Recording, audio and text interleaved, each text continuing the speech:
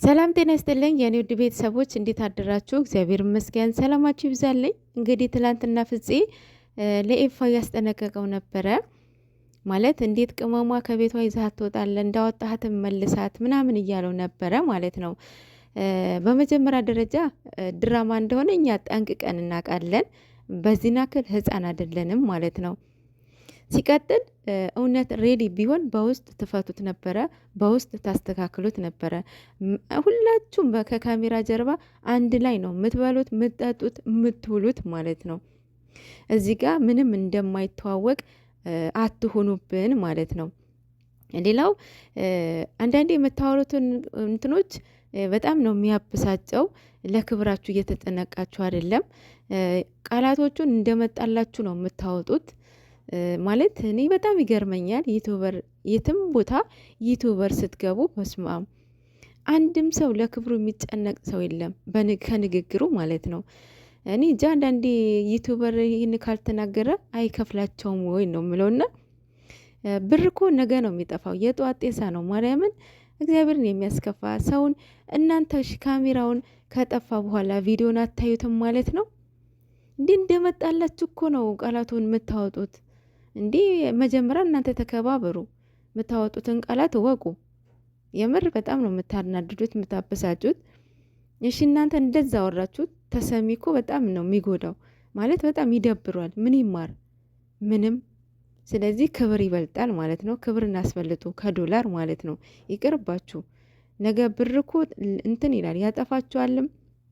አንዳንዴ ብር ያጠፋችኋልም ያለማችኋልም አያያዝ ካልቻላችሁ ማለት ነው። ስለዚህ መጀመሪያ ንግግራችሁን አስተካክሉ ማለት ነው። ፍፄ ወንድማችን። ሌላው ኤፋ እንደ እህቱ እንደ ወንድምነቱን የተወጣው ለምን ይዛሃት ወጣህ አይደል ያልከው?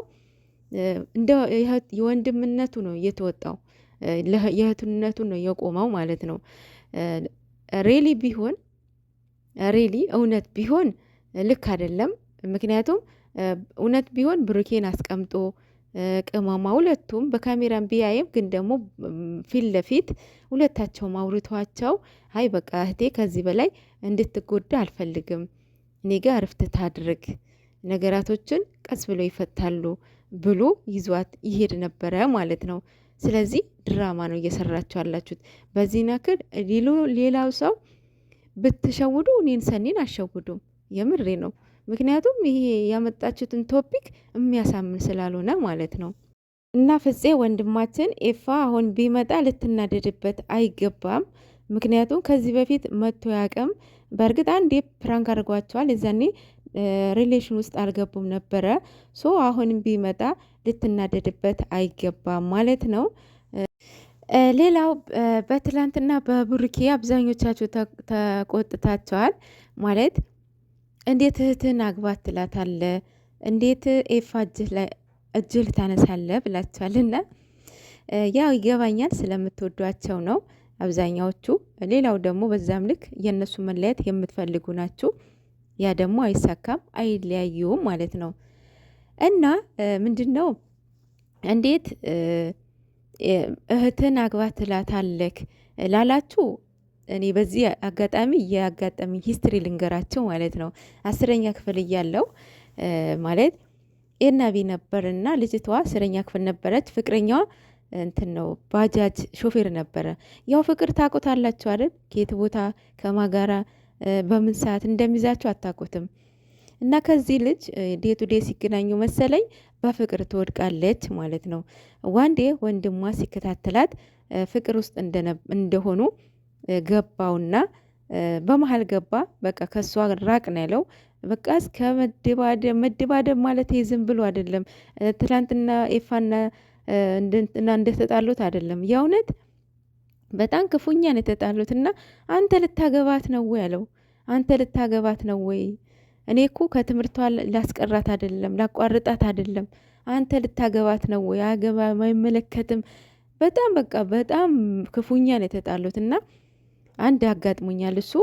ሌላም በጎረቤትም በምን አይቻለኝ አጋጥሞኛል፣ እውነቱ ለመናገር ማለት ነው። አይሆፕ አብዛኞቻችሁ አጋጥሟቸዋል ብዬ አስባለሁኝ። እዚህ ስደት ስለወጣን የነጮቹ ምናምን እንትና ጻድቅ ጻድቅ አያጫውተን ማለት ነው። ሶ ያጋጥማቸዋል በእርግጠኝነት ሁላችሁም ማለት ነው። እንደዚህ ሲሉ ሲናደዱ ይላሉ ይህንን ቃላት ማለት ነው። ሶ ሊያናድዳችሁ አይገባም ማለት ነው። እንደዛ ያለ እኮ ቅመሟ ከቅመሟ ጋር መለያ ስለማይፈልግ ነው። ገባችሁ አይደለም? ኤፋ ላይ እንዴት እጅህ ታነሳለህ ብላችኋል። እና ጁማንሳቱ ልክ አልነበረም ማለት በዝምታ ቢያልፍ ጥሩ ነበረ። ግን ደግሞ ኤፋ ደግሞ አስቸገረ እኮ በመሀል ጥልቅ ጥልቅ ጥልቅ እያለ ሁለታት የፈለገ እኮ እሱ ቅመሟ ነው አይደለ? እኔ እኮ ካሜራ አይደለም የፈለግኩት ሀይሚ ነው አለ አይደል ባለፈው። ሶ ትላንትና መጣለት ቢያመጣለትም ሊያዋራው አልሰጠውም። እንዴ በሀገሩና በሚስቱ ወንድ ልጅ እኮ አይደራደርም ሆ ሲባል አልሰማችሁም እንዴ? እንዴ ነሽና ማውራት የሚፈልገው ቅመሟ ነው፣ መብቱ ነው፣ ምስቱ ነች አይደል እንዴ? እሱ በመሀል ጥልቅ ጥልቅ እያደረገ እልህ ውስጥ ከተተው ማለት ነው። እና ወንድና ወንድ ናቸው፣ ምንም አይደለምና ምንም ነገሩን አታካብዱት። እነሱ አንድ ናቸው። ድራማ እንደሆነ እያወቃችሁ ዝም ብላችሁ እንትን ባትሉ ጥሩ ነው ብዬ አስባለሁኝ። ሌላው ሳልናገረው የማላልፈው ነገር ቢኖረኝ ማለት ነው ማርያምን ነው የምላችሁ፣ ፍቅረኛችሁ ቤተሰብ ይውደድላችሁ። ማለትም አባት እናት ከወደደላችሁ ያንን ፍቅረኛ በደንብ በእንክብካቤ ያዙት።